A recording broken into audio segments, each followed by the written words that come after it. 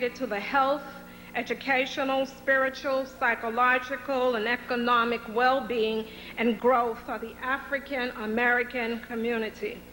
We address these by bringing to our community, via its lecture series, brothers and sisters who have committed their lives to the struggle for our liberation. Brothers and sisters who bring us the truth that we historically, as a people, have not and do not find being taught in the classrooms of America, nor in her textbooks. Brother and sister speakers who, despite threats, attacks, verbally, physically, and through the written word by those in opposition to the truth. Brothers and sisters who, because of their commitment, courageously continue educating. Past speakers have included Dr. Yosef Ben-Jochannan, Dr. John Henry Clark, and Dr. Leonard Jeffries. The Cultural Awareness Lecture Series members are in alphabetical order: Tariq Alexander, myself, Lorraine Corelli, Noel Leader, Dario Sims, Patricia Stevens, Virginia Taylor, Terrence Watsley, and Vernon Wells. This year has been a year of discussion and planning. It has also been a year of struggle with opposition to the quality of programming that we are presenting from a small group of members who do not understand the value of these programs to our children and community.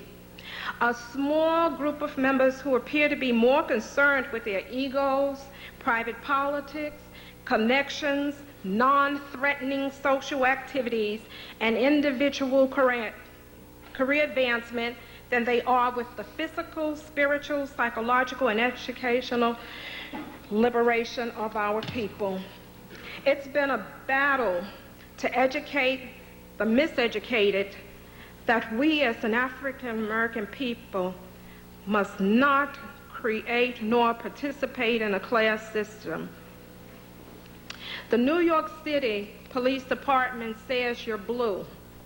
We say we're black. You are the same brothers and sisters we must return to this community, who must return to this community when the workday is over. The miseducated are the same brothers and sisters who must turn to the community when they have met with injustice. We must never forget where we come from. I was asked to give historical background on the Cultural Awareness Lecture Series. I also believe that when we have an opportunity to speak, we must stop tipping around the truth and speak honestly to each other. The Cultural Awareness Lecture Series needs your participation and continued support. While we must not support any kind of classism, we should not participate in any form of sexism that threatens a sister from realizing her full potential. I believe I speak for sisters when I say, yes, we are your mothers, your first teachers, your lovers, sisters, aunts, and friends.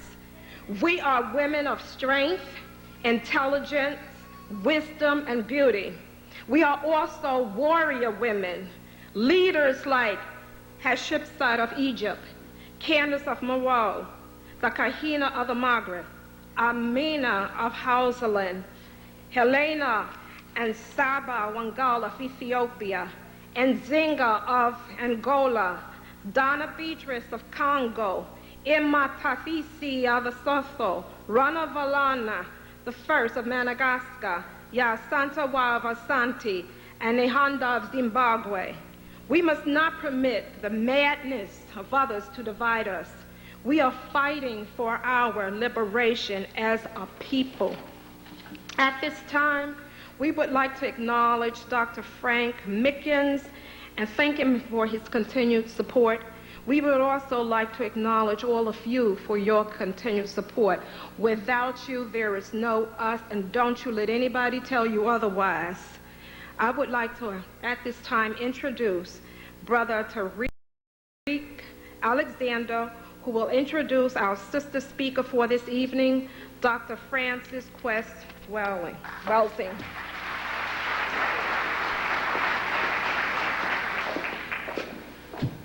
Good evening, ladies and gentlemen. Before we start the program, I'd like to inform you about the Cultural Awareness Lecture number 7, which will be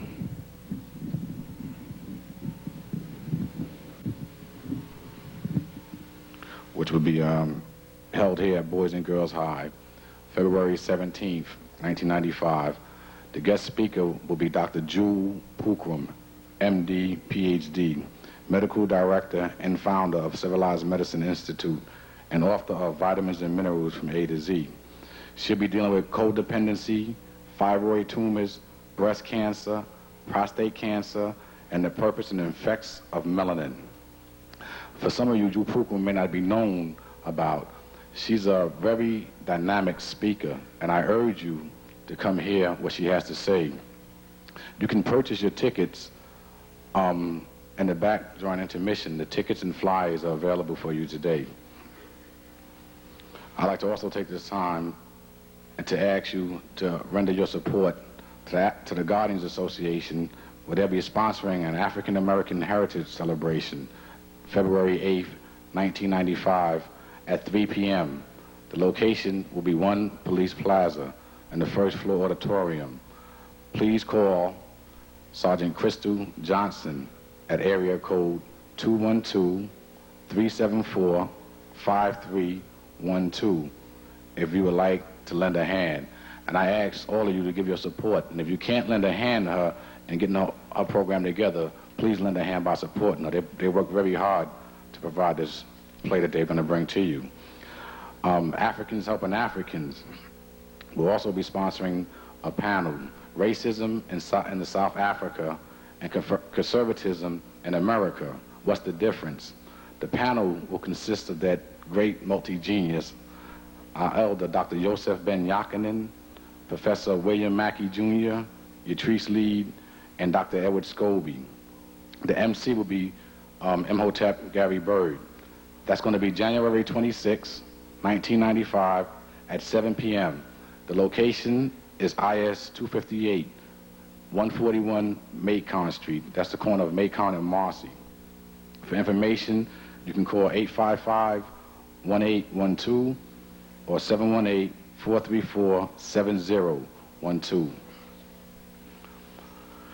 Four Sisters presents the esteemed Ayala Vincent, author of Tapping the Power Within, A Path to Self-Empowerment for Black Women, also the author of Acts of Fate, a daily meditation for people of color.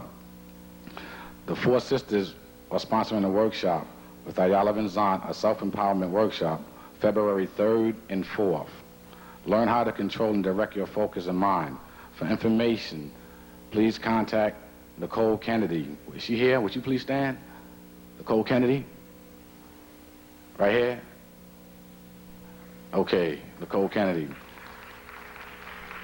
You can call area code 917-876-0849. I'm not going to go through reading a bio on our guest speaker. I'm sure everybody here is familiar with her. And if you're not, you will be by the time you leave here.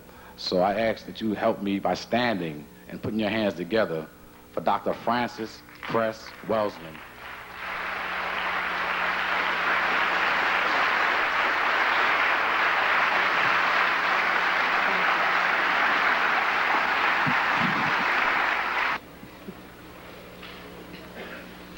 Good evening, everyone. I am honored to have been invited to speak to you this evening by the Guardian Association of the Police Department for the City of New York, and to the officers and all of the members of that organization. I'm quite happy to be with you. And I was thinking about it, and I don't know of such an advanced police department that has such a group to my knowledge. So I think we should give them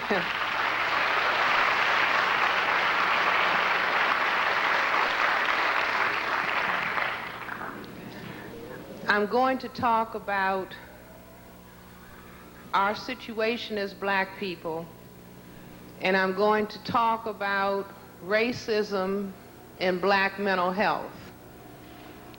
Before I go further, I want to share with you that a week ago tonight, I was at the University of Toledo in Ohio debating Dr. Charles Murray on the topic black genetic inferiority. Well, the real topic of the debate was genetics, intelligence, and race, or some combination of those words. I don't know what he's telling people, but I beat him.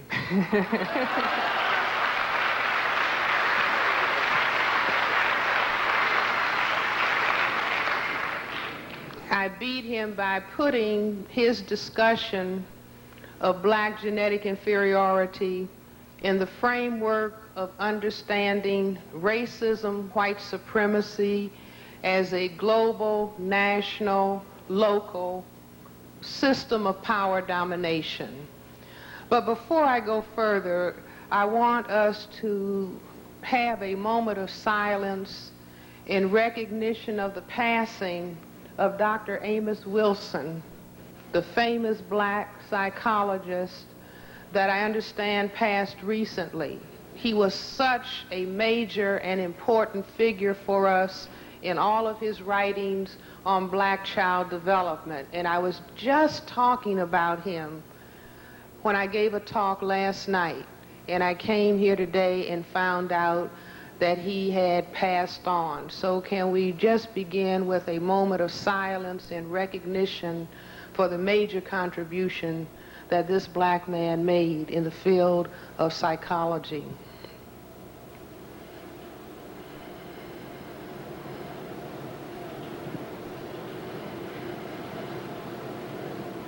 Fine. Racism. We are 5 years away from the 21st century. All of us as black people must participate in turning the future into what we all believe and know that it should be. A planet and a universe where there is justice. Justice does not exist on planet Earth today.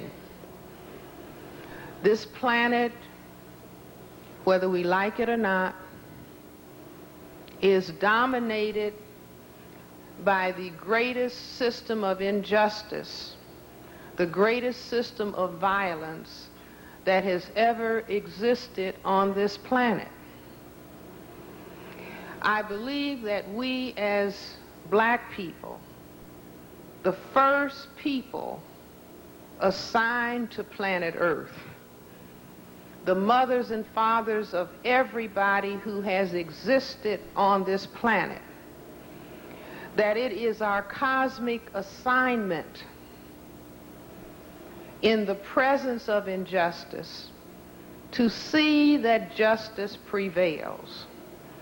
It is not the responsibility of some singular individuals that somebody might say that's a leader or those several people are leaders.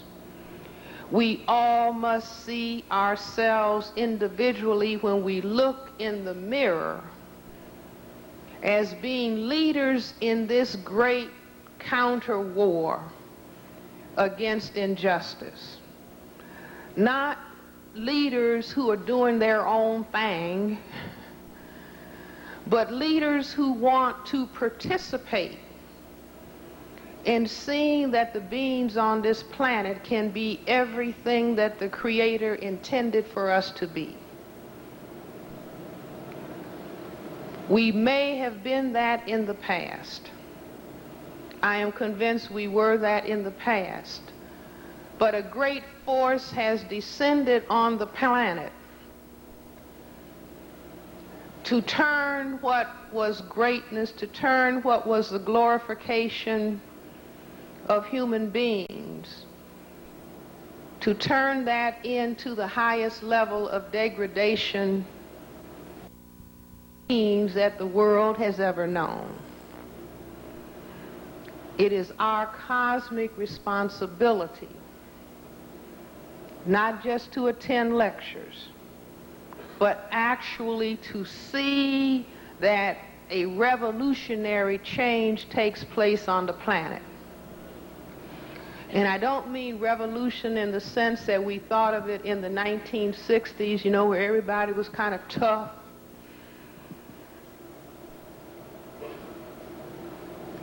But we're creating a different kind of revolution that is based upon every single person that classifies him or herself as black having an in-depth understanding of what this war that is being waged against us is really all about.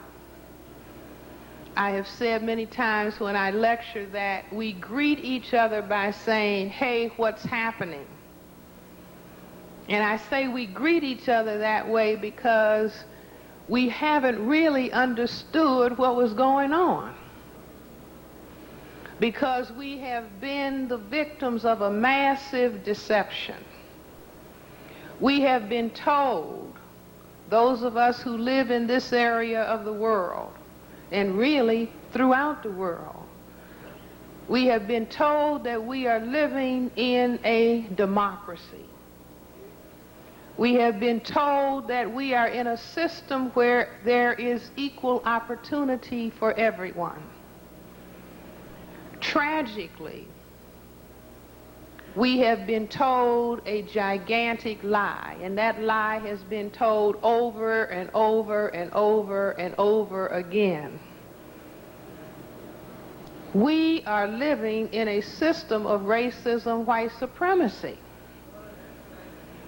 It is not a system of equal opportunity.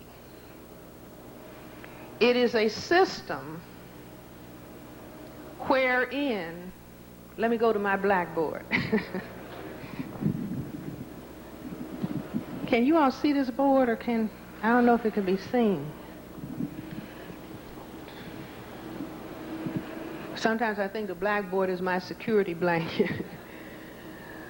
But we have to, each and every one of us, we have to have it clearly in our heads that we are on a planet in which we have been told we are the minority. Let everyone in this audience put it in their brain computer once and for all. That's the first big lie. 1/10 of the people on this planet have skins that are white. Only 1/10. 9/10 of the people on this planet, the overwhelming majority, are black, brown, red, and yellow.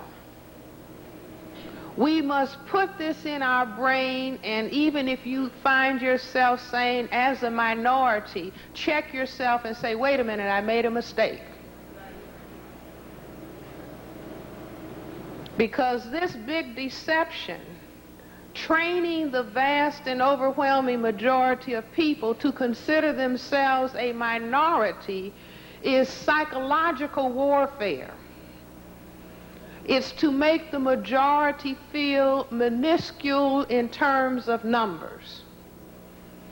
So repeat after me. The black, brown, red, and yellow people on this planet are the overwhelming majority people on planet Earth. Fine, class. Okay. The second gigantic lie is that something is wrong with the genetics of black people. 21 years ago, I debated Dr. William Shockley, the Nobel Prize laureate. He was then a professor at Stanford University.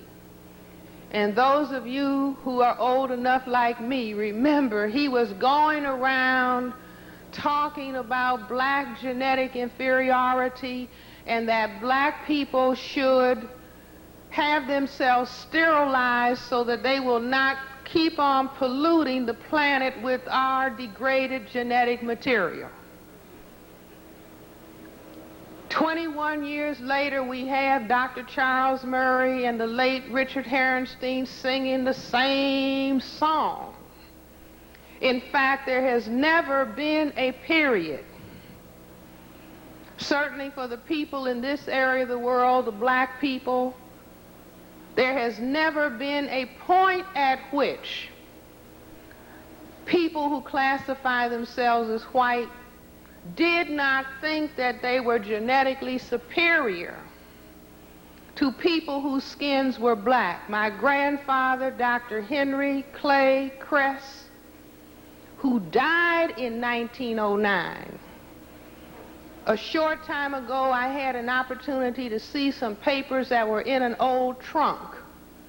And my grandfather had written, I never knew him in person. I only knew, my grandmother used to say, your grandfather was a race man. That meant that he considered his identification with other black people to be a priority. But my grandfather had written, how dare anyone think they are superior based on their skin being white. Do you see? But this hype about black people being genetically inferior is a denial of reality and a projection. As a psychiatrist, this is what I mean, and I said this last week in the debate, that anybody who goes around saying, I'm superior, hey, did you hear? I'm superior. That person is not really feeling superior. I said superiority always speaks for itself. You never have to wave a banner. But in my attempt to understand what racism is all about, because I wanted to be a good psychiatric physician to black people primarily, because they didn't have all of the psychiatric physicians that they needed. And when I took histories on black patients and found that their problems, whether it was drugs or alcohol or depression or psychosis, was stemming from confrontation with this horrible destructive force in the environment that we call racism, I said, I got to understand what that really is all about. And so looking at this fact that, wait a minute, these people who put this big lie out that they're the majority are really the minority. And the second big lie that something was wrong with our genetics, but in reality, white skin. This is not Cress Welsing's genetics that I cooked up in my apartment. Skin whiteness is defined by white people themselves, but when they were talking about a white mouse or a white bunny rabbit, not themselves, that this is a genetic deficiency state. It is albinism. It is genetic recessive as opposed to being genetically dominant. So I put those two things together and said, I've got it. This is what racism is really all about. This tiny minority of people whose own scientists have said that white is a genetic deficiency state, and it is recessive, figured out after they ended up circumnavigating the globe. People of color had circumnavigated the globe long before that. But people whose skins were white did not circumnavigate the globe until starting in the 15th century. And when they found out that everybody on the planet was colored, every place they stopped, every place those boats crash landed, it was some more colored people. And the colored people were receptive, kind, and fed these strangers. And they even allowed themselves to have sexual intercourse with the strangers. And the strangers found out, if they waited 9 months, that all of the children ended up looking like the colored mothers. And so they decided, we have a color problem. They didn't have to have a big genetics conference. They didn't even have the formal science of genetics at that point. But they found out that black plus white equals colored. Brown plus white equals colored. So-called red plus white equals color. Yellow plus white equals color.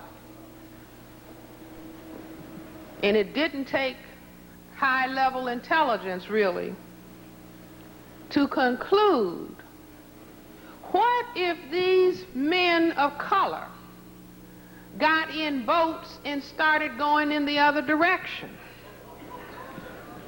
And they landed. And the ladies said their ideal mate was tall, dark, and handsome.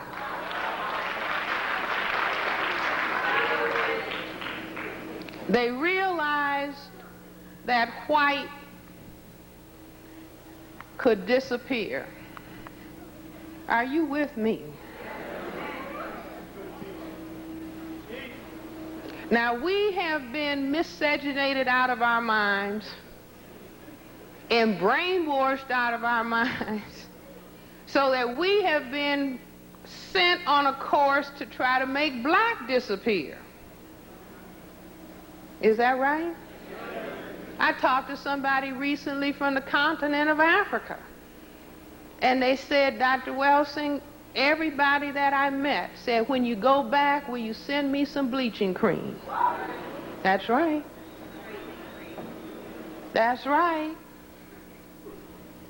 Why am I so black? But this is simply brainwashing.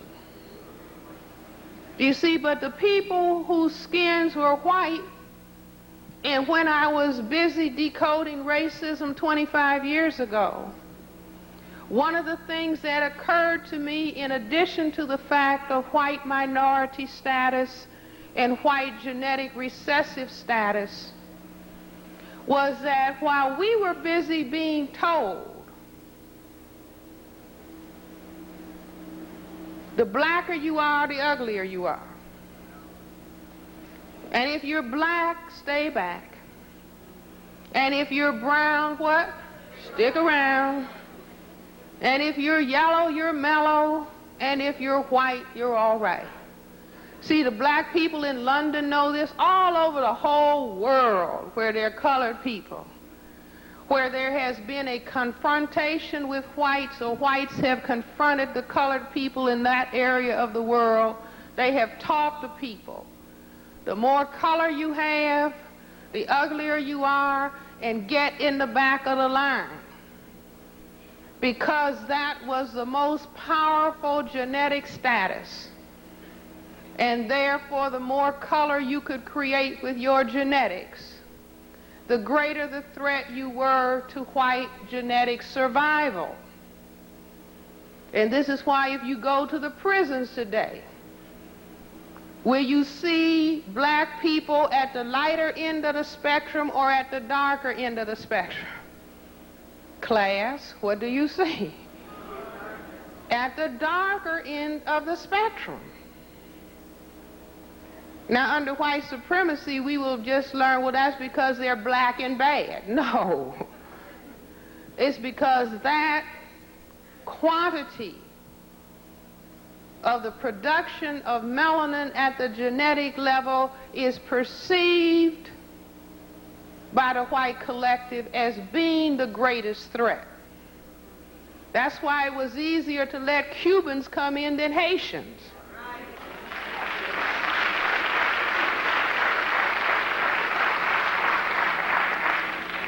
But while we were being taught all this negative about color, and this is one thing that I looked at, gosh, they talk negatively about color, but in the summer and in the winter, tanning is gotta be tan. Gotta go to the suntan parlor, even when it's snow on the ground.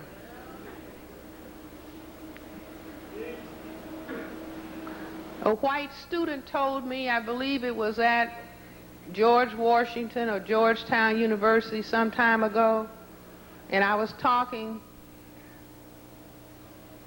to these white students about racism, and the white student said, Dr. Welsing, did you know that we compete in the summer to see who can get the darkest?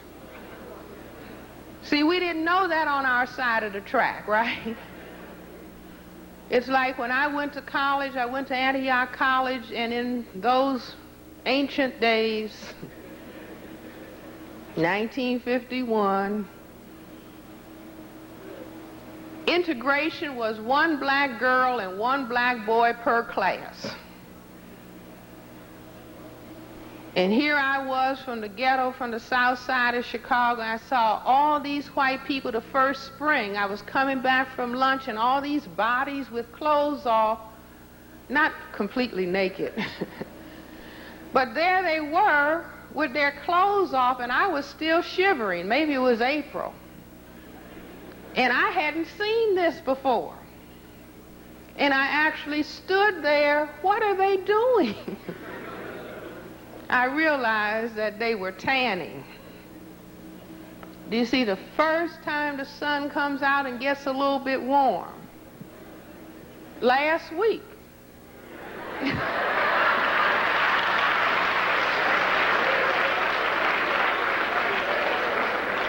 Really, I came back to Washington from Cleveland, and I had on slacks and a coat and a scarf.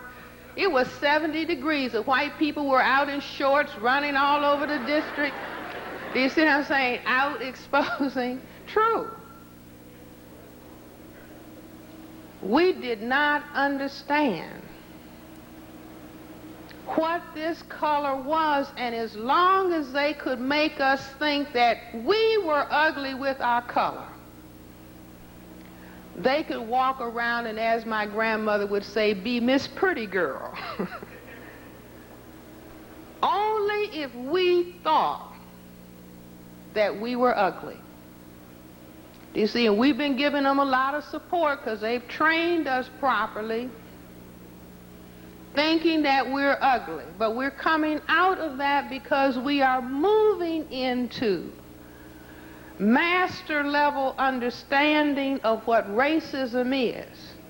And based on our understanding of what it is, we are going to produce the solutions to the problems that we have. So I understood tanning, and I also understood lynching and castration. How many people have wondered, what in the world is that behavior about? I asked that question when I was about 6 years old. My grandmother and my parents were standing in the dining room with the black newspaper, talking in hushed tones about a black man had been lynched. And I remember saying to my grandmother, Granny, why would they do that? And my grandmother said, some people just have to act ugly.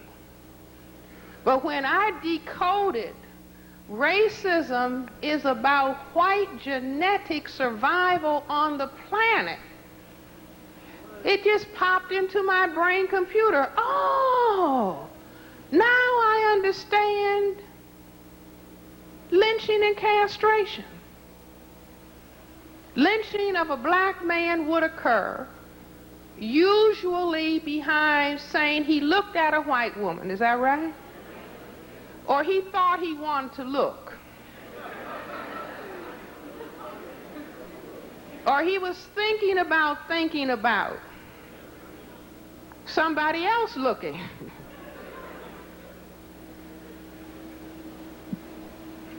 This, if the problem is about genetics, maybe some people can't see the blackboard. I put a diagram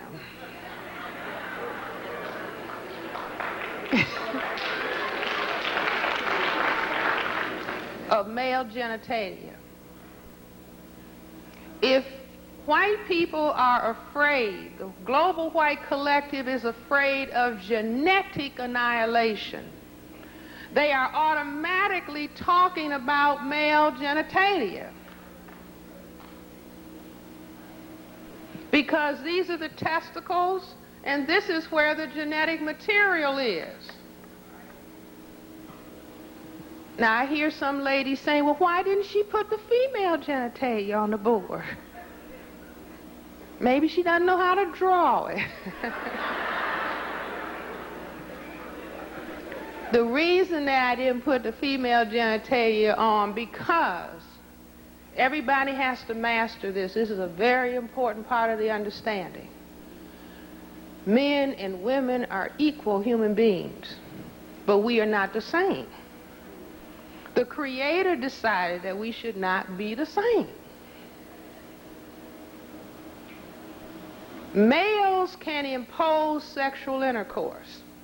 If you look around and see all these beautiful different colors, it was because white slave masters imposed themselves on African women. Males can impose themselves, white, black, brown, red, or yellow. God forbid that they should ever think of doing that, but nonetheless that is factual. Women cannot impose sexual intercourse, or can they? This is a lesson in physiology class. Try it.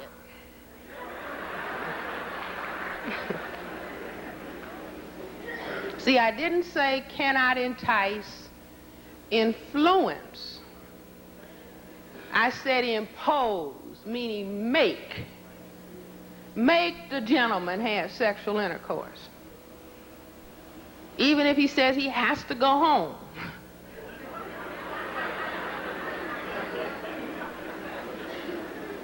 No, you run to your purse and pull out your Uzi.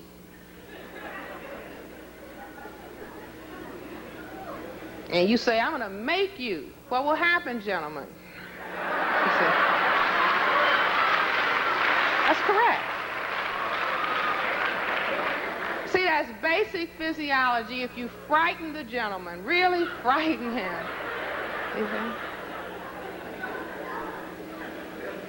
So racism is about oppressing all people of color. But it is more particularly about black people. And it is even more particularly about black gentlemen. Because the lady cannot force the white male into sexual genetic annihilation. But the fear in the mind of the global white collective is that the black gentleman can cause white genetic annihilation. So when that white male brain computer looks at the black male, his subconscious is dictating he has weapon, can annihilate me. must attack it, cut it off. Do you all understand? So nobody ever has to say, well, I don't understand that. And we more recently had the case of Jeffrey Dahmer's. He was cutting black men up. And he couldn't get enough just cutting them up. He had to eat them, including their genitalia. In addition to working in a chocolate factory.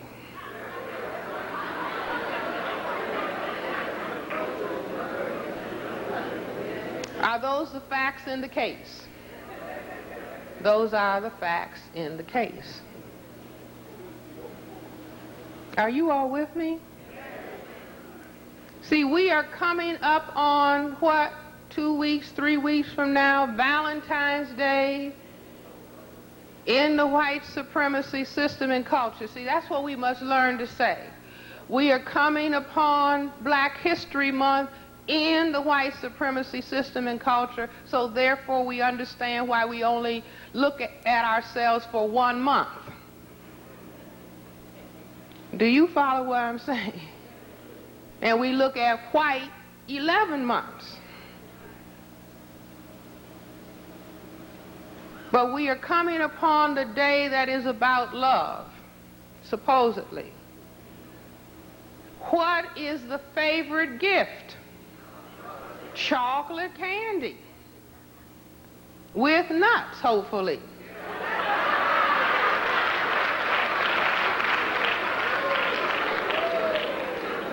And because we don't understand the symbolism as black ladies, we say, well, we want some chocolate too. Not realizing that we've got chocolate at home.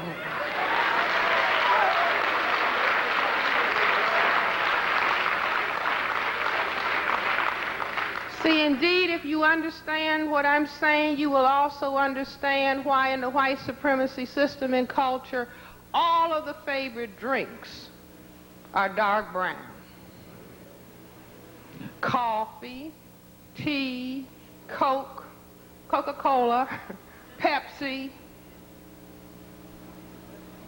And the white lady on TV says, I can't get started in the morning. Until she's talking to the white man, her husband. This thing. I can't get started in the morning until I have some Folgers in my cup. It's so dark and rich. Is that the ad?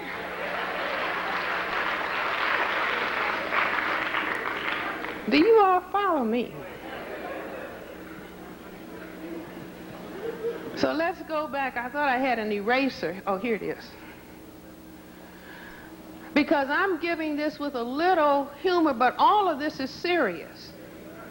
All of this is very, very serious because we're talking about what exactly is the nature of the war that is being waged against us that we haven't understood clearly to date. But we are moving on understanding. If we understand the importance of the male genitalia, black male genitalia, as being viewed as that which can cause white genetic annihilation, we will understand the importance of the gun. Police officers.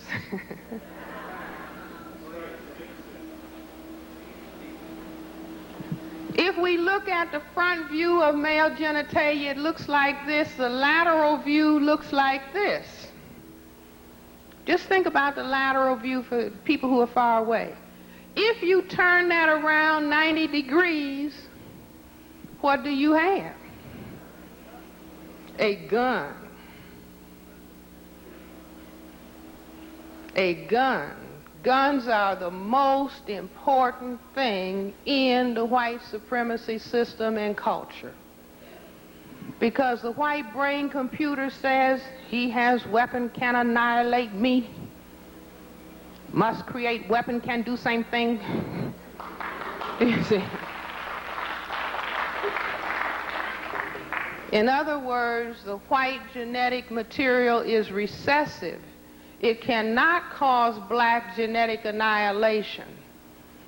But the white brain computer came up with gun, can make gun. And what do they call the gun? The great equalizer. See, these terms are not idle expressions. We treat them as idle expressions, but they come from the subconscious, because the problem, the fear of white genetic annihilation is not talked about overtly. In other words, you don't hear big discussions on TV, we are genetic recessive and we're afraid of white genetic annihilation. You don't hear that being discussed. You just hear everybody needs a gun. 200 million guns in the hands of people in this area of the world, and they're not just in the hands, or mostly in the hands, of people who are classified as black or otherwise non-white. So the great equalizer. And from that awareness comes the term justifiable homicide. Justifiable homicide, somebody might say, well, the definition of that is when you have to shoot somebody. The term comes from people who are in uniform in the white supremacy system and culture, who classify themselves as white, who see a black man and say, I thought he had a weapon. He does.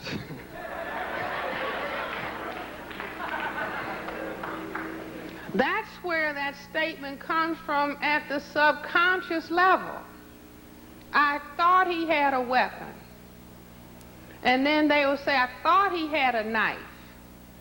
Or I thought he had a gun. But it comes from the deeper subconscious fear of genetic annihilation. There's no history, as far as I know, of black males in uniform killing white men and saying, I thought he had a weapon.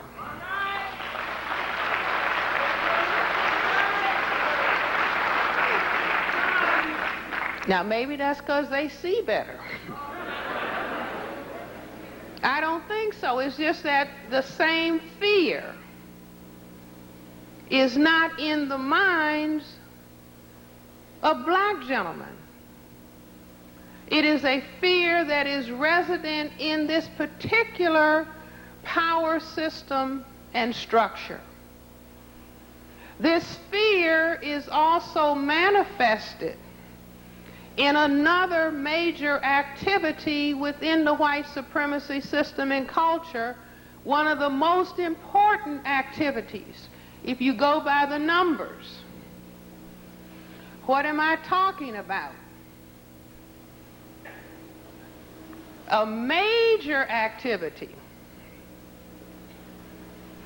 I don't want to spoil anybody's fun, but ball games.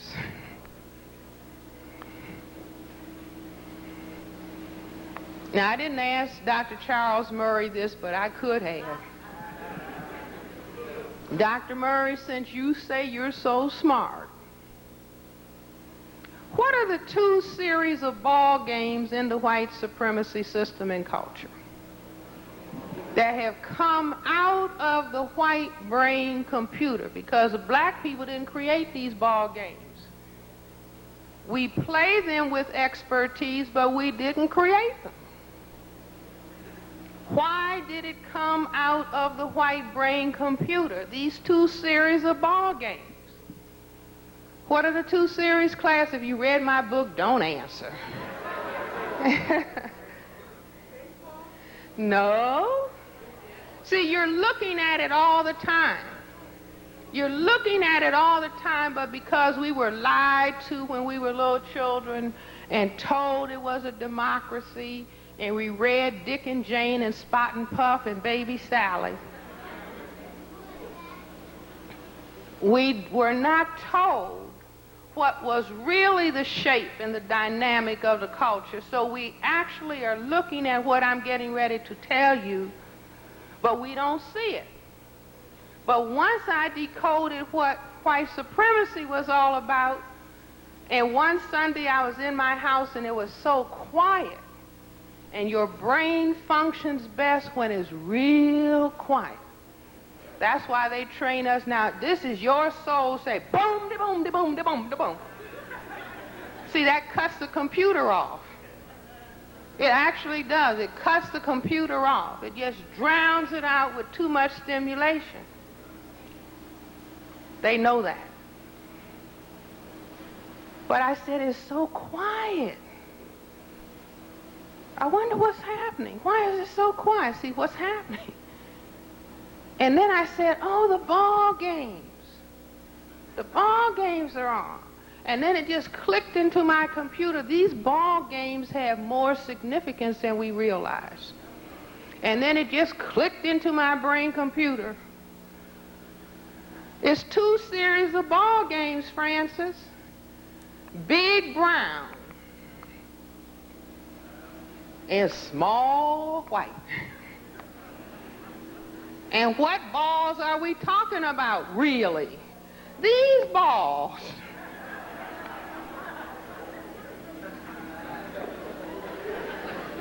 Isn't that something? And what does the culture say? Keep your eye on the ball. See, we thought that meant as the baseball comes towards the bat, you keep watching it. No, it means these balls. You have to keep your eyes on these balls in order to prevent white genetic annihilation. Is that right, class?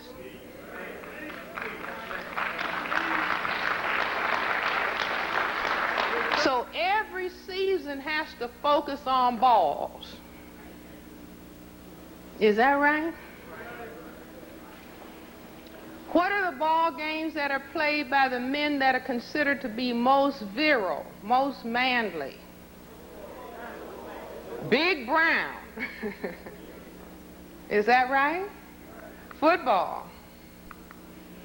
And then basketball. And then we have bowling ball. And we'll put soccer over here too. And then over here we'll put ping pong.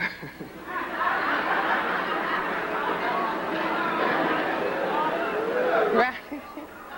Golf, tennis, baseball, right? Now see, I hear some people saying this lady is really out of her cotton picking mind. But I think I do know what I'm talking about. Now let's see.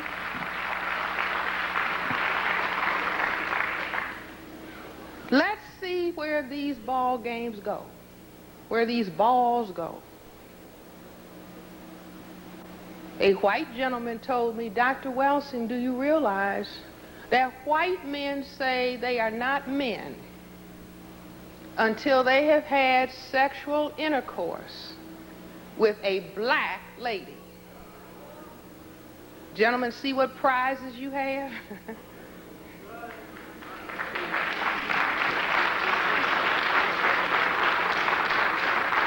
So what games are played by the most powerful men? What's the ball game that is played by the most powerful men? The presidents. Golf, a small white. But let's see where the small white ball goes. Long stick held between legs.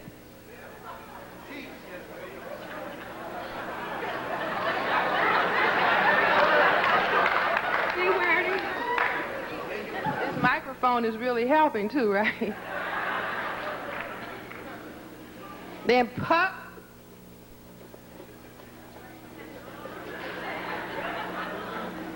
trying to make a hole in one. In the old days, a black man used to stand behind a white man. Is that right? Caddy. Say, boss, I think you want this one.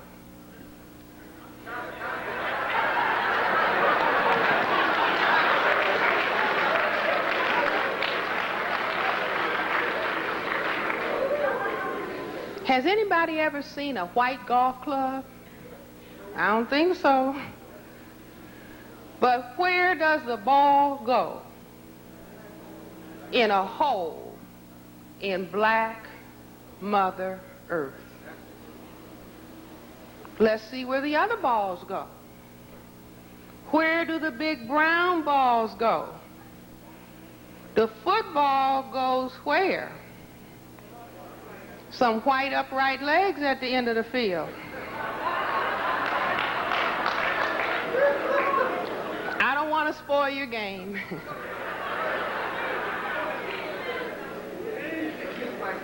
But this is war. We have to understand. We have to understand. I'm just showing you the subconscious symbolism that makes the point. I didn't make these games up. But once you pull back the curtain of decoding what the culture is really all about, this stuff just jumps up and you say, oh, I see, oh, wow, look at that. So the big brown football, because the white female has said her ideal mate is who? Tall, dark, and handsome. So therefore, where does the basketball go? It's a white net. Slam dunking it in.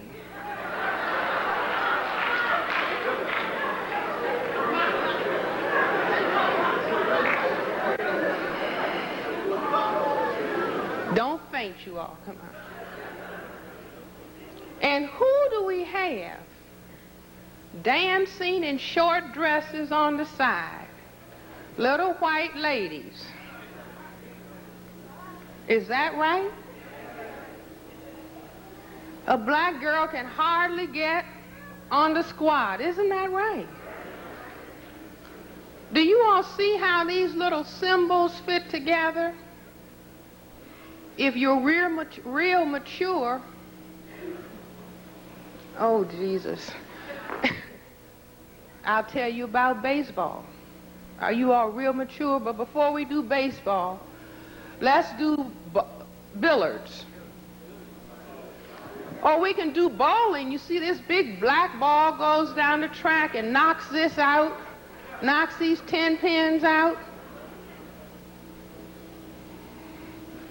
See, white supremacy is not something, oh, I ran into some discrimination on my job. No, you are surrounded 24 hours a day, 7 days a week, 365 days a year, living and breathing and eating and drinking white supremacy nonstop. It's not a little bit of something, it's the whole show. Billiards. Big green table, a lot of colored balls on the table. Long stick again, stick and ball. Long stick takes white ball, knocks all the colored balls under the table. Is that right? Who's the last ball to be knocked in? Meaning most important ball of all, right?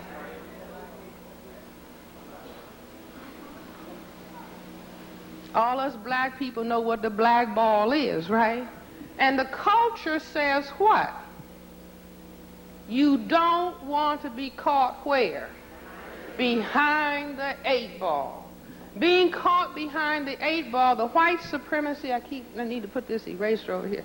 The white supremacy power equation is white over non-white.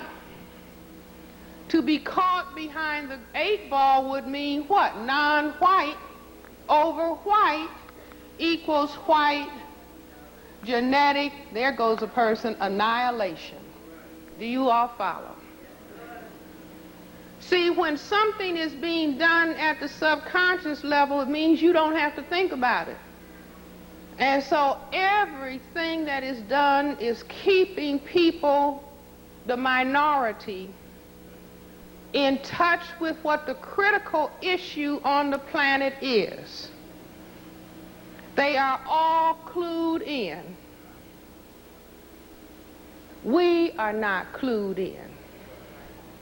So now we are getting clued in.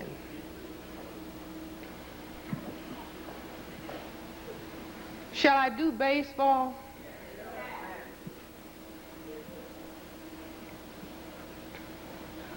See, the elements, the brain computer, when it makes a symbol, it'll take things and contract them so the brain understands, but the elements of baseball, long stick, white ball, triangle.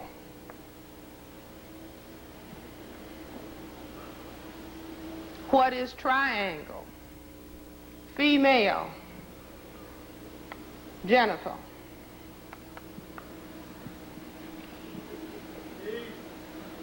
Are you with me, class?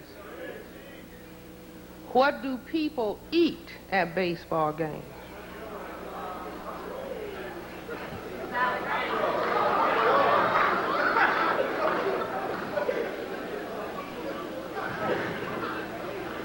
They eat some peanuts and hot dog in bun.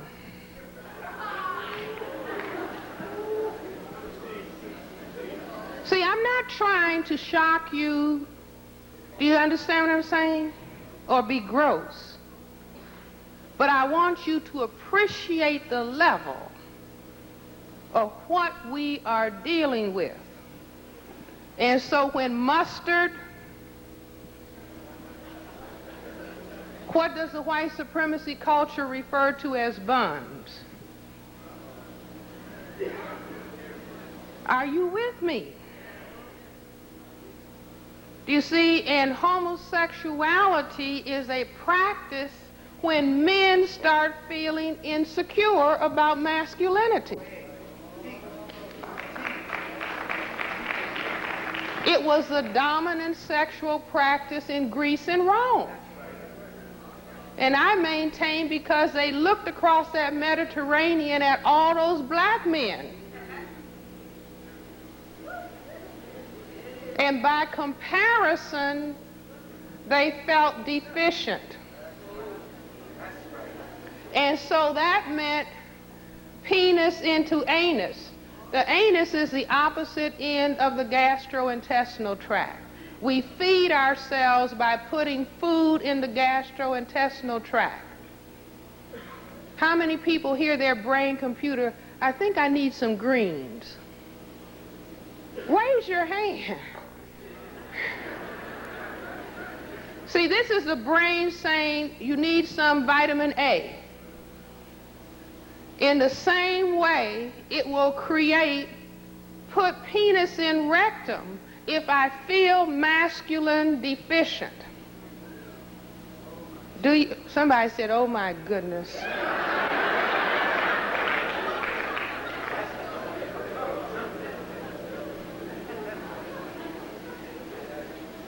Are you all following me?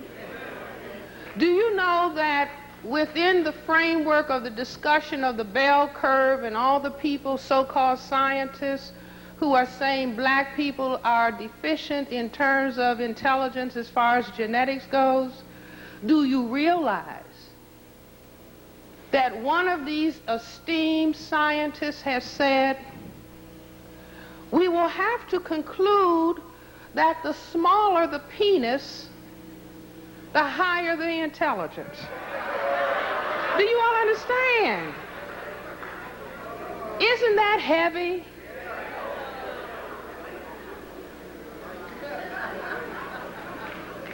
To me, that's profound. That they spend time, but I was at Howard University College of Medicine, and there was a white scientist in the Department of Anatomy, who I will not name on this occasion, and he was doing a study measuring the length of black men's penises. Where better place than at a black university? Are you all with me? Well, I know Dr. Welsing doesn't really understand what she's talking about, but maybe let's look at smoking objects. What are the two series of smoking objects in the white supremacy system and culture? Here we go again, big brown and small white. Ooh.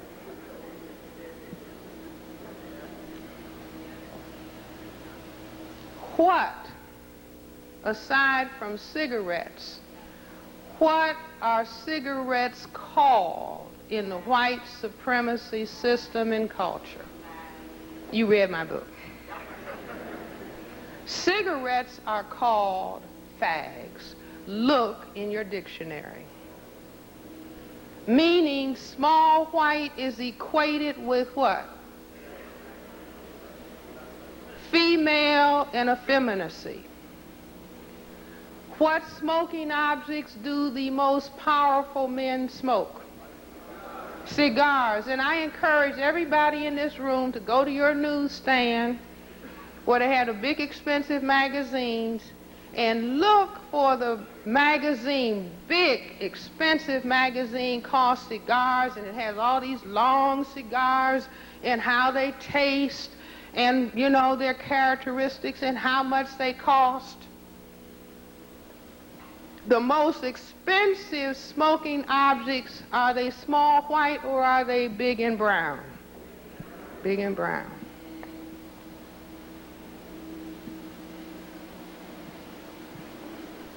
I didn't make the culture. I have tried to look at it and decode it so we understand what we are dealing with. The white supremacy system and culture wants us to be the clowns of the planet. If you don't believe it, just look at Martin.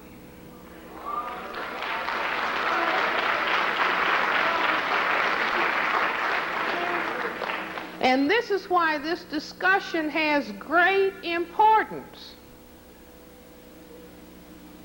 Because the white supremacy system and culture says, if I can just turn him into a woman,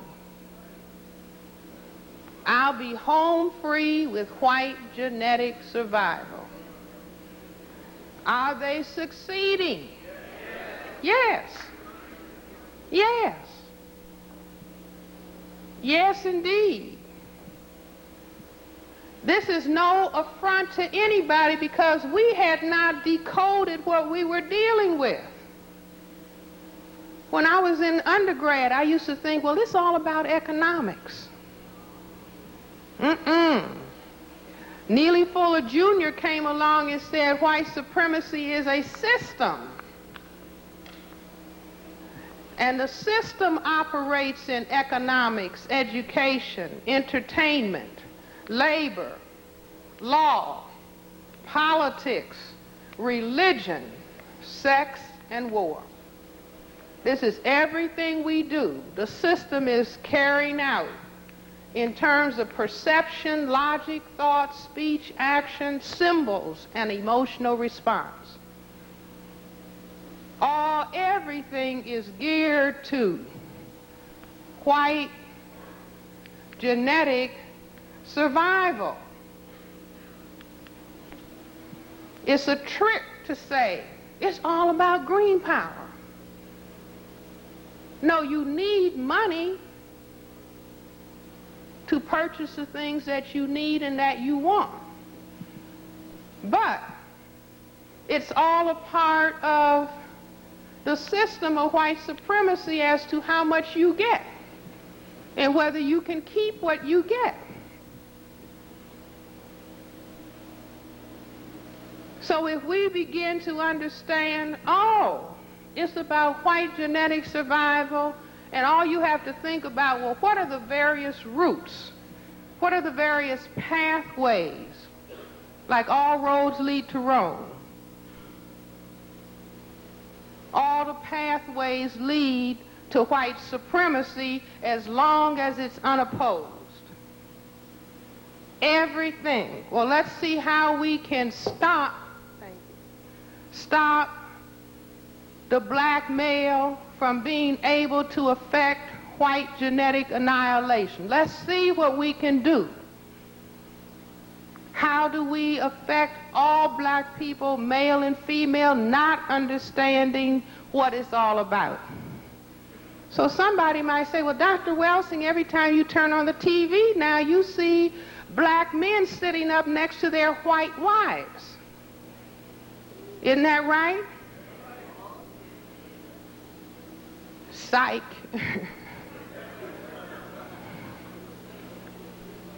You have to look at that because that's oh, somebody's saying it's racism and that it's about white genetic annihilation, so we'll show a whole lot of our white women with black men, and we'll show black men who have 15 white women apiece. That'll convince them it's not about white genetic annihilation. But the very moment they're showing that, thousands of black men are dying in the streets. Those few little things that they show you on TV, or pushing the effeminization of black men through the sitcoms and making black people laugh at it because they don't understand what's going on. And they laugh at it, and they have their children laugh at it because they don't understand the whole game is about white genetic survival. Preventing white genetic annihilation, every single thing that they do. A white professor, female at the American University in the District of Columbia, said to me one time, Dr. Welsing, white people talk negatively about black people at all social gatherings.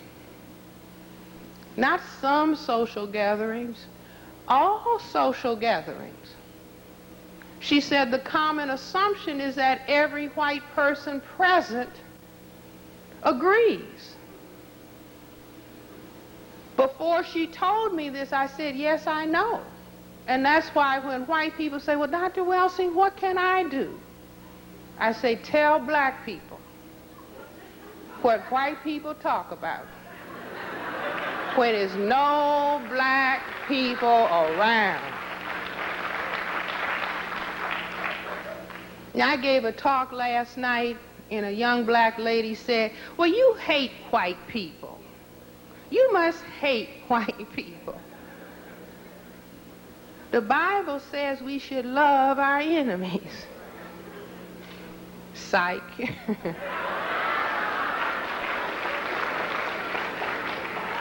See, it's not about hate. I'm not talking tonight about hate. I'm talking about decoding the game that's on the white side of the chessboard. I'm talking about understanding why we have lost the last 1,000 tournaments. Because we were not told what the real game on the table was really all about. I say that the IQ that black people should be interested in is the WS in parentheses R IQ. That's the white supremacy racism IQ. How much do we understand about what white supremacy is and exactly how it works? Because it is deadly. We can call it the deadly science. The deadly science. So what else is white supremacy doing other than trying to make absolutely certain that there is mass level of feminization of black men, because if they are effeminized, then the system doesn't have to worry about white genetic annihilation.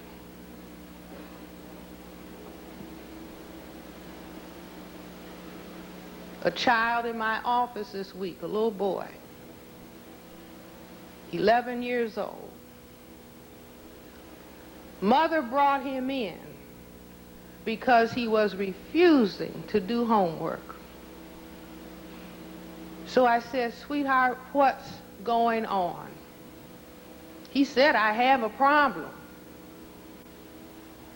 And then what the child told me, he said, "I want an official father." I'm saying it now and my eye is about to water. I want an official father. Little boy sitting in the psychiatrist's office. I want an official father. He said, "I know exactly what he's supposed to look like, Dr. Welsing. He's supposed to be tall, and he has a lot of muscles, and he would sit with me and help me do my homework." Do you all hear that?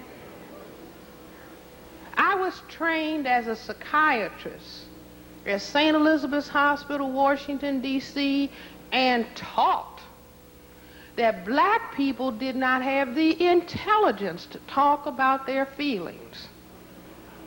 And the best treatment for them was medication. I knew it was a lie. Here's a little child. I want an official father. Years ago in the late 1960s, when I was teaching at Howard University, a parent brought another little boy in. He wasn't studying.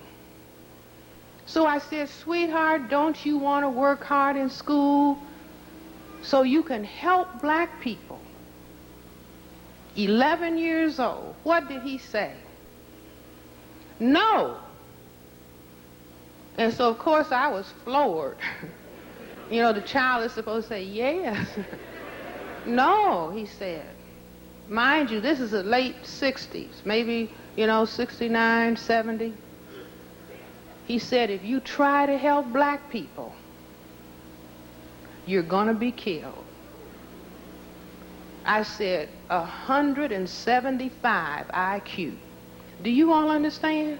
These little children are perceiving and understanding exactly what the lay of the land is.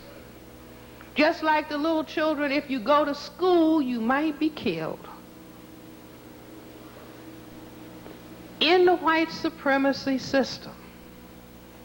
Now, why is all of this happening? I say because of what I've been talking about earlier. White supremacy says must dismantle the black king. And this is why I say that the chessboard, everybody ought to have a picture of the chessboard on their icebox. Because what we're dealing with is perfectly analogous to the game of chess. What is the game of chess about?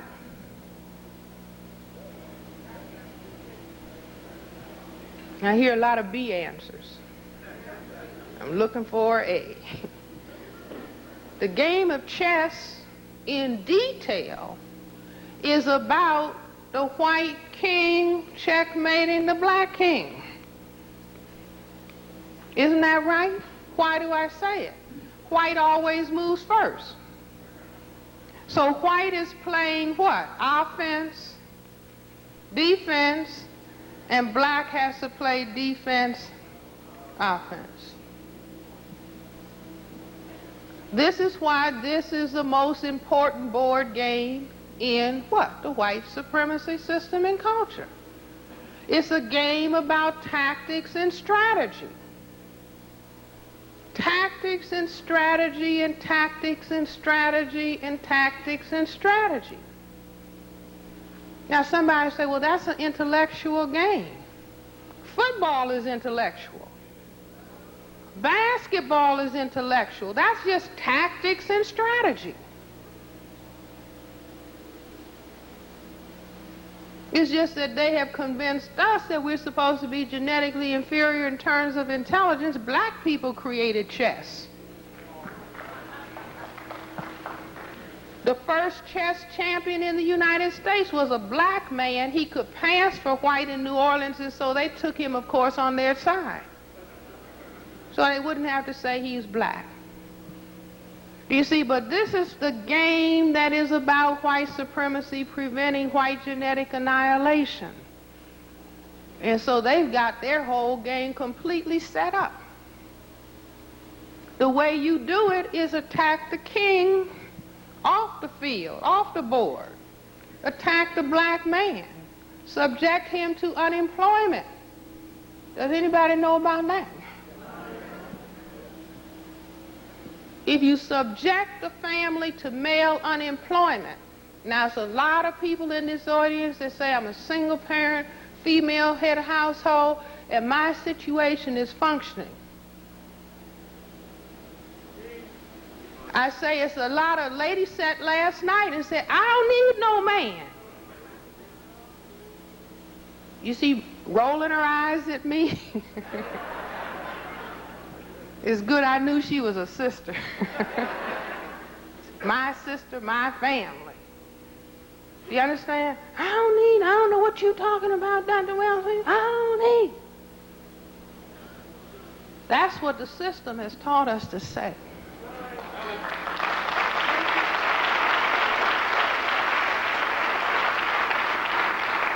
See, because we haven't understood white supremacy. And so instead of us seeing that we're at a chessboard, we don't see this top. We're just what? Warring with each other. Down here on the black side of the board. Wondering why we're not winning the tournament. Because we've been lied to, oh, it's another side of the board and something is happening over here that is affecting everything that is happening on this side of the board. I had decided before I talked to this child in my office this week that I was going to give a paper in August at the National Medical Association entitled The Pain of Black Male Children. I didn't finish the story. The little boy said, if I had a father, Dr. Welsing, I could do my homework. Do you all understand? See, this is very critical, and what white supremacy has done, it keeps taking away from us, and then we say, well, we can make do, it's okay. We'll get our reward in heaven. I don't think God wants us to say that.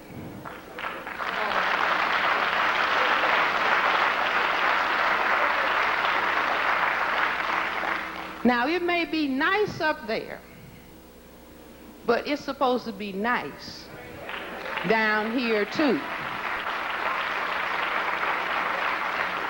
Not just make do. And if we understand what the game is, we can do better than just make do. But we've got to understand the exact nature of the war that is being waged against us. White supremacy says, I'm going to knock the black king out with unemployment, underemployment.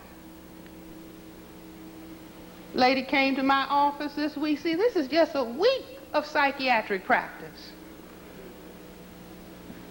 I'm a lawyer, Dr. Welsing, in a big law firm. My husband and I just are not getting along. I think I'm going to be made partner. I just don't understand why we can't communicate.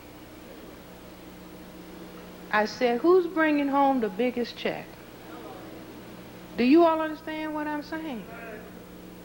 She said, it doesn't make any difference to me. I said, but it makes a difference to a man.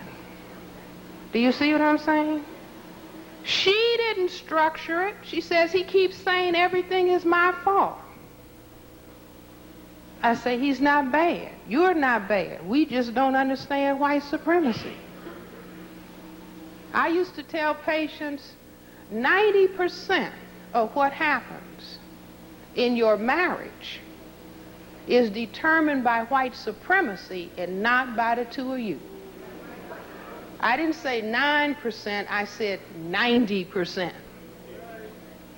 White supremacy can make a relationship fall apart anytime it gets ready. White supremacy is making it very difficult for a relationship to even get started, because now it takes a white man working and a white woman working to have a middle class income. So who is going to be out of a job? You see, but people will say, Dr. Welsing, why are you always talking about racism? Dr. Welsing, am I supposed to tell my child about racism? I don't want to have to. I don't want to discourage my child. Do you all understand? If we don't understand what is coming at us, they have a right to say we don't have any intelligence. Because we're fumbling around. It's just like if you didn't know what the football was about and you were on the football field. Somebody who knows the game would say, what's that idiot doing? They simply don't know the rules. They don't understand how the game is played. They are not, therefore, doing the correct thing in order to score. So white supremacy knocks large numbers of black men out. Let's stop talking about prisons and start talking about concentration camps. 3 strikes and you're out. Do you understand? Remove all of the men and the women are a pushover.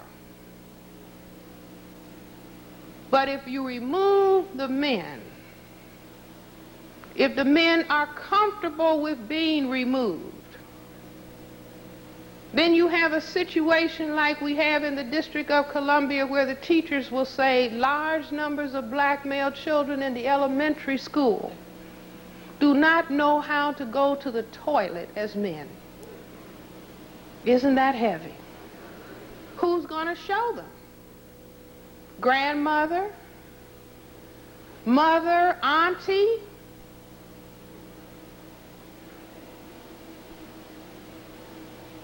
White supremacy knows exactly what it's doing. Can we win this tournament? See, now I feel the vibe is kind of down, like I don't think we can. We can, people.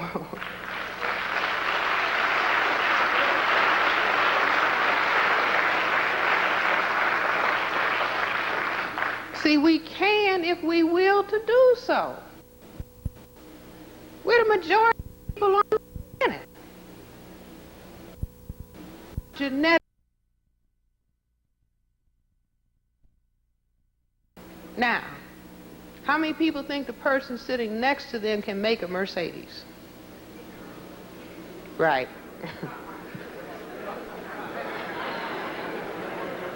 The truth is going to set us free.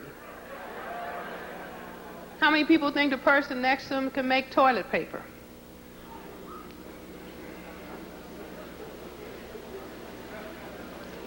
If we had that percentage of people who were genuinely believing that they can produce whatever they want, would we be talking about we don't have any jobs?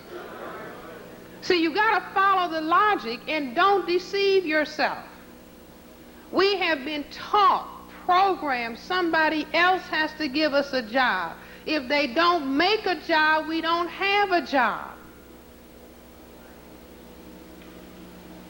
But we are getting ourselves free from the deception imposed by other people and how we learn how to deceive ourselves. We've got to be able to face what is actually in our computers. We have been taught, I can't, you can't, he, she, or it can't, we can't, you can't, they can't. How many times have you heard, you can't do that, we can't do that, he can't do that, she can't do that? This is programming, hundreds of years on the plantation, being beaten, being whipped. And since the plantation, laws that say you can't do this and you can't do that. And then after the laws were changed, we want to still have them into a can't mode, and so we will throw some drugs out there at them. We're stressing them enough to need some medication. Now we'll put this out there and it'll be another chain, hoping that they won't break free and threaten white genetic survival. So we have to look at this. Well, what can we do? Because I say that is critical.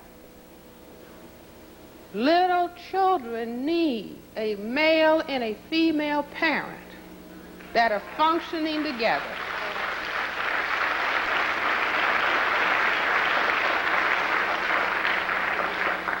A father who loves a little girl is one of the best brakes on boy craziness. You know what boy crazy is? Longing for father, and father not being there. So the little girl has to convince herself that some boy likes her. Do you all understand? See, don't feel bad. We're at home looking at what has happened to us. We've got to look at it so we can change it and make it what we want it to be. Another parent this week going through a divorce, acrimonious relationship. We're sitting in the courthouse. The mother said, my daughter said to me, she's talking to me and her attorney, my daughter said, Mommy, I think I'm going to grow up and be a lesbian. This is 12.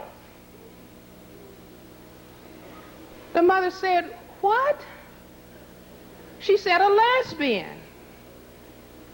The mother said, well, why would you say that?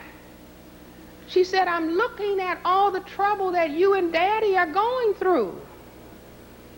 And I don't want those headaches when I grow up. I mean, this is out of the mouths of children. Do you all understand? We are being programmed to what? Hate one another.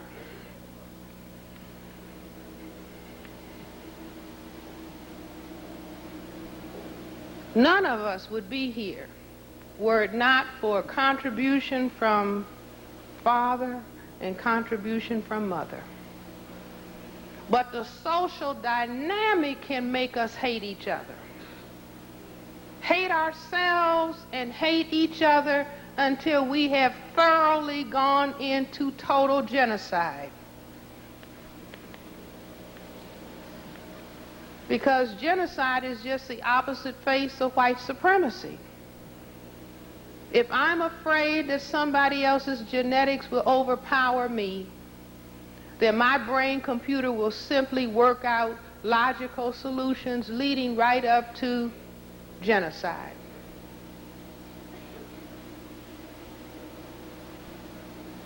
So we have to reflect on this, reflect on this. Well, Dr. Welsing, what do you suggest that we do? I suggest that we understand we are at war. A war is being waged against us. We have to turn ourselves into very effective soldiers for justice.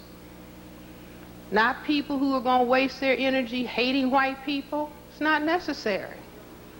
You don't sit down and play chess and hate, I hate my opponent, I hate. Go on the football field, imagine a football player, I hate the opponent. No. You go in that squad room and study the opponent's plays. You let yourself reflect when they're good so you know what your opposition is. So hate is out. First, we're going to engage in the exercises of black mental health and black self-respect. I call it building a pyramid. The base of the pyramid has to be our mastering self-respect. How do we do that? Neely Fuller, in his textbook for victims of racism, laid out a number of things, and I added some things to it. Stop name-calling one another.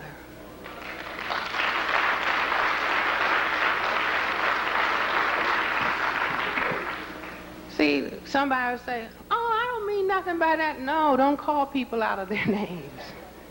Call them the name that they wish to be called.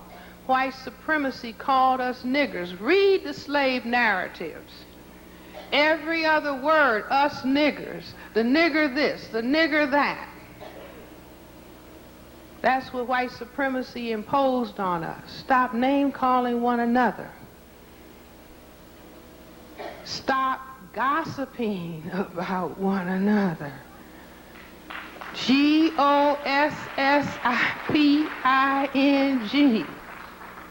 Oh, I'm about to gossip. Put the telephone down.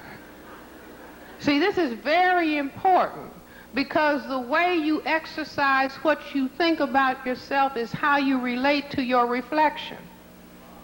So the brain computer said, there's another black one just like you, Francis. Then how I feel about myself will be reflected in how I relate to another black person. So we are going to engage. See, we do exercises to keep our muscles in shape. Now we're doing exercises to get our brains in shape, in our self-image, in our self-concept, so we can be effective soldiers. Because if I think negatively about myself, do you think my brain computer will work in my behalf to optimize my development and success? No.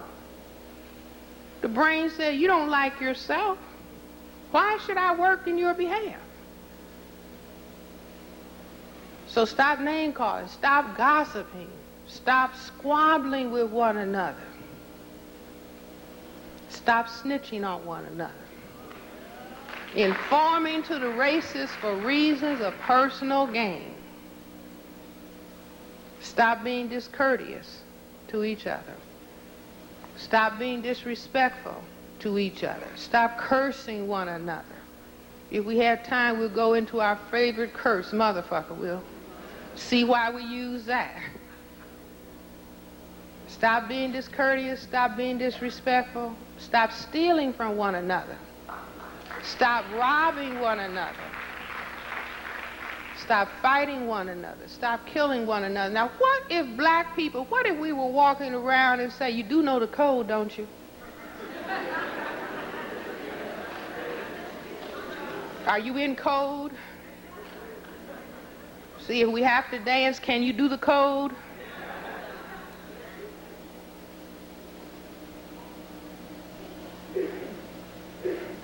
Stop throwing down trash where black people live, work, and play. This is really important. Really important. See, trash is all around us. We are being conditioned to think of ourselves as trash. What do you do with trash? You compact it and then send it to the incinerator. Is that correct?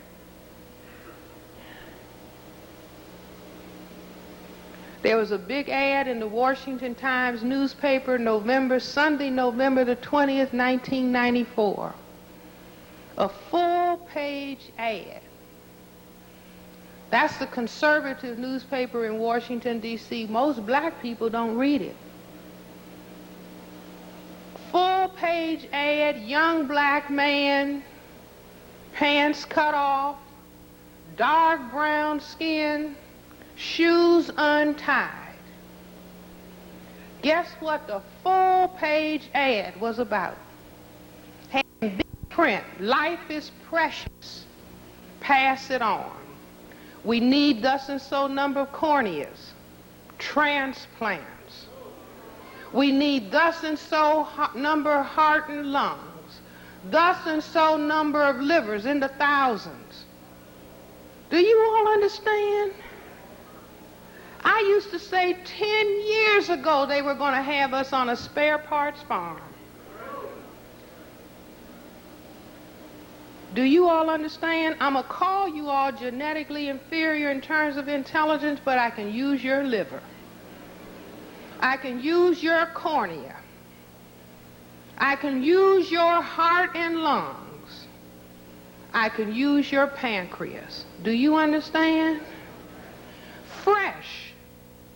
Just shot.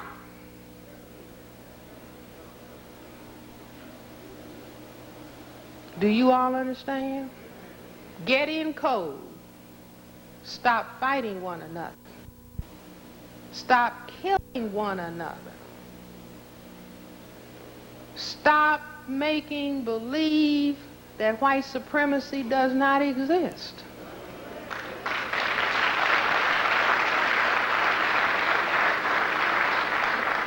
Stop making black children think that as children they can be adequate mothers and fathers. This is very important. Everybody ought to clap, because this is not a put down of somebody who had children when they were a teenager. You weren't doing your own thing. White supremacy said, I can make you as a child want to have sex. How can I do it? Take the father out of the home and exhaust the mother. So there's no emotional support coming no matter what she wants to do. So children who are longing for lap time and can't get it will find somebody under the porch who's also longing for lap time. I tell the children, any child that is thinking about sexual intercourse is simply saying, I want my mama. See, I want to be held. This is a normal human desire. But white supremacy, whether we start in formal slavery or not, say, you're not going to have no mother and father sitting still holding you on lap. I'm breaking all of that up. I'm shipping mother there and father there. We've got variation on the theme. Father in prison, mother in the project. Variation on the theme. So we have to know this is game plan number 20651AK.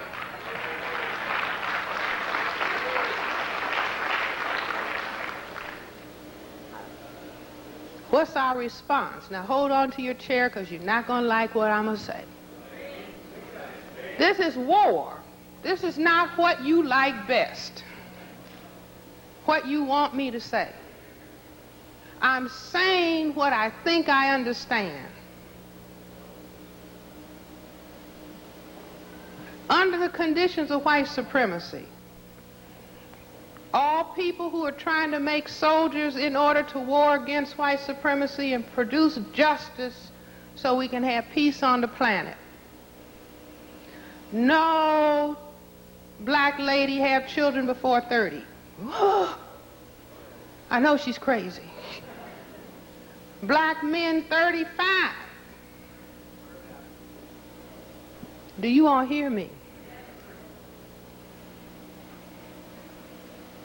If I thought you were ready for advanced soldiering, I'd say no sex until then.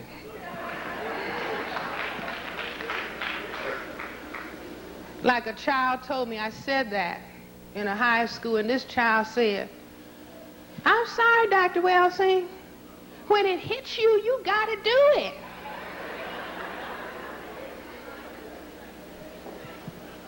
So I said, "Sweetheart, are you ever on the bus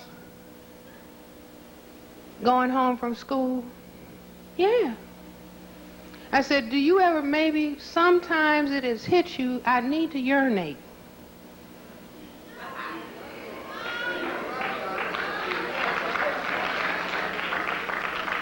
Or move your bowels. And you talk to those muscles.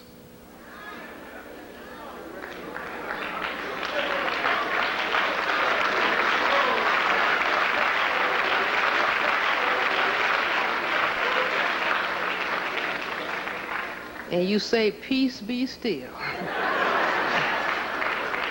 Do you understand? Any behavior can be brought under control.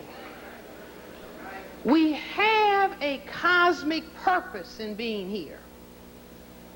It's not to just do anything. And I tell the little children, look, don't feel bad. Don't feel bad if you've had a child. Blame me.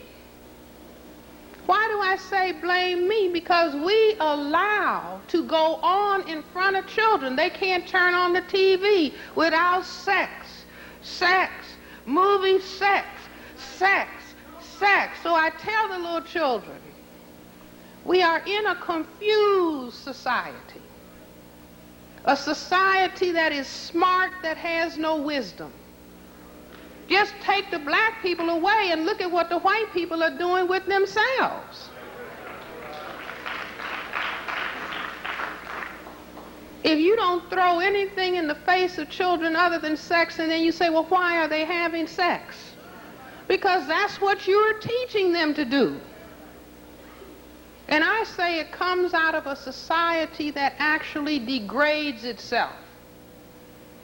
Out of the white supremacy system and culture comes the only real pornography on the planet.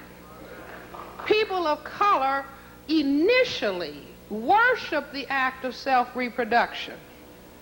But if you don't like the way you look, you will curse God and curse sex. Maximally degraded. Maximally degraded. And so we have to help the children understand it's problems. We're going to take responsibility as the older people, but we want you to understand. Because as a child, you cannot take care of a child for 25 years. It takes 25 years to stand a soldier on his or her feet so they can deal with the stress of war. Do you all understand me? We should say by the year 2000, we're not going to have any black children having children. We are all going to be in the business of producing people who will ensure that justice is brought to the planet. Somebody asked me last night, parents group, well, what about the violence? How many people have seen a teenager yell at a child on a bus? Come over here. You black so-and-so, get over here.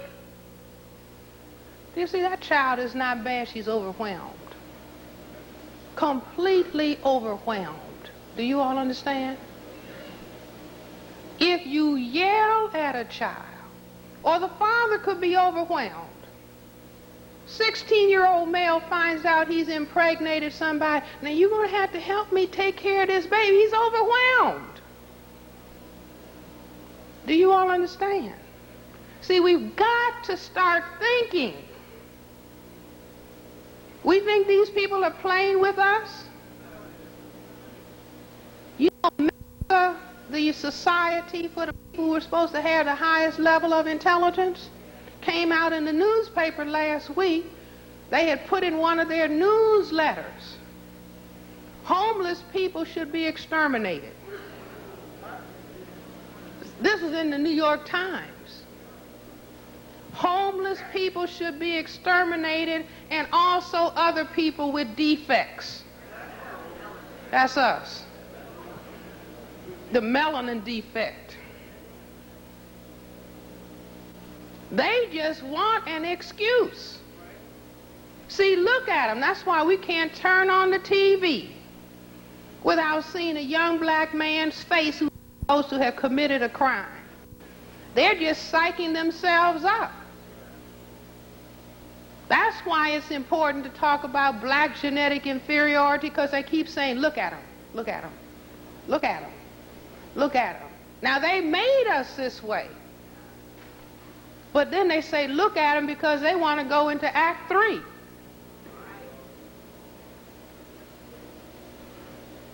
So we have to take the position we're not about to be.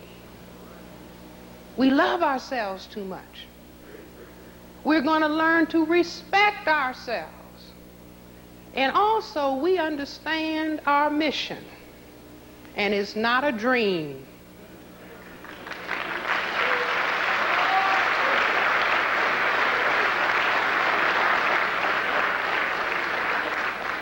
See, dream and determination are two different things. They both start with a D, but they're not the same thing.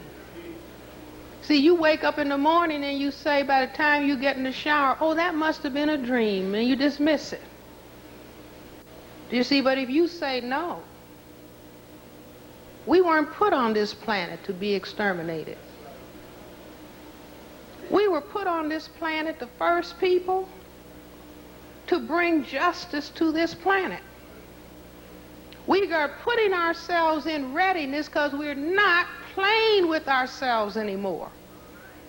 See, they even have the black weathermen clowning. See, I call them the black weather clowns. The white man can stand up and give the weather. But black men are supposed to be clowning all the time. It's a reason that they do that. They're signaling each other. They're just clowns. They're just clowns. We're dismissing them. We are exterminating all of them. If we can get our machine really going. Now, we're giving them AIDS. That's not moving fast enough. Now, we put drug-resistant tuberculosis out there. That's not moving fast enough either. Got to speed this thing along here. So we're giving them something counter to play with. We are engaging in quality control, black child development and production. That's what the Japanese economy did to take off and astound everybody. What if black people say, oh no, we only engage in quality control? It's like if you ask a Japanese college. So somebody say, well, what are we supposed to do, Dr. Welsing, until we're 30? Go to school.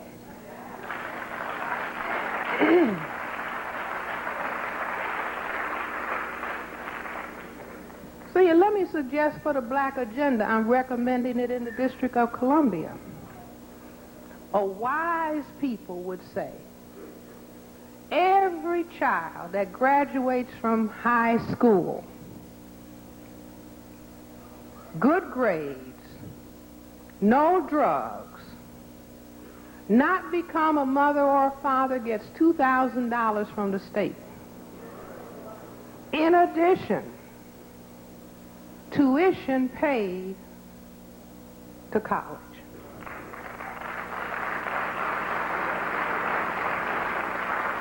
Why not put that on the table?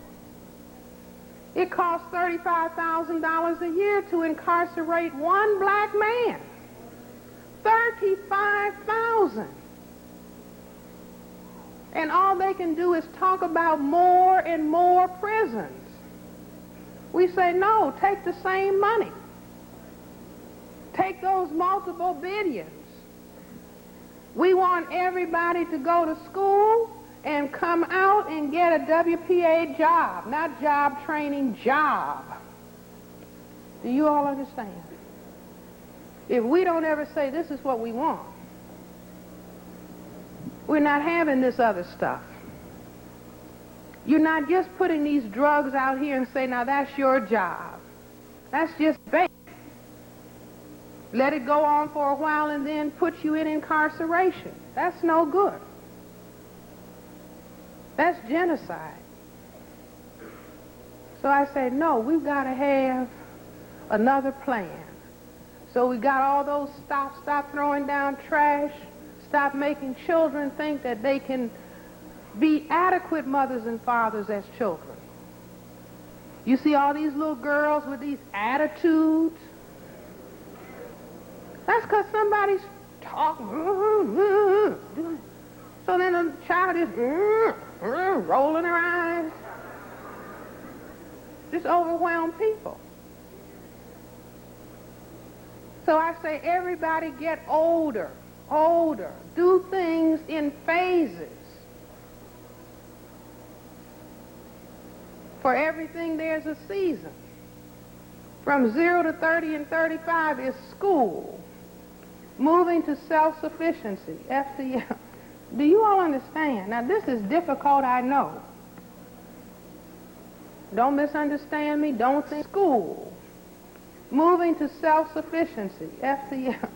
Do you all understand? Now this is difficult, I know. Don't misunderstand me, don't think, well, she doesn't like sex. Sex is fabulous. That's not the point. The point is that we are in a war. War is being waged against us. Anybody in here been in a real war? Did you jump out of the foxhole and say, I got to get some?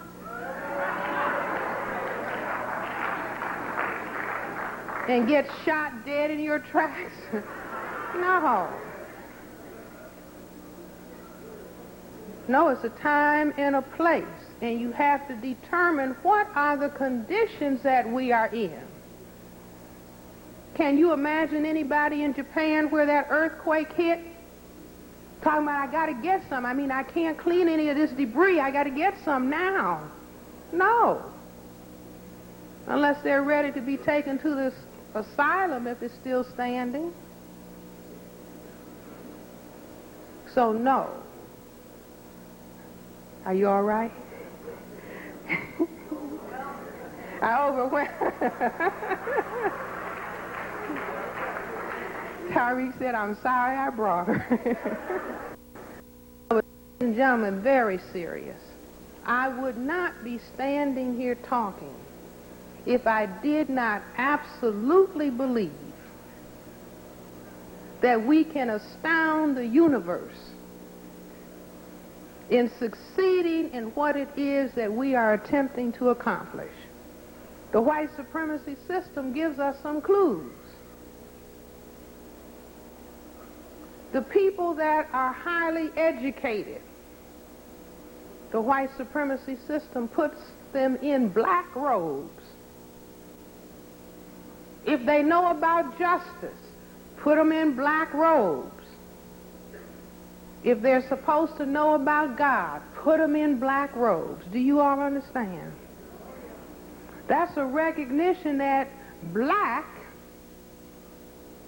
has great wisdom potential.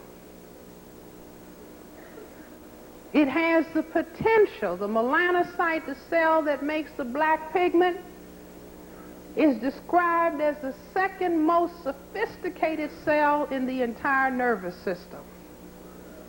Second only to the BET cell, that's B-E-T-Z, the cells that are in the cerebral cortex that you think with. But the white supremacy system said, I can't let them be all that they can be.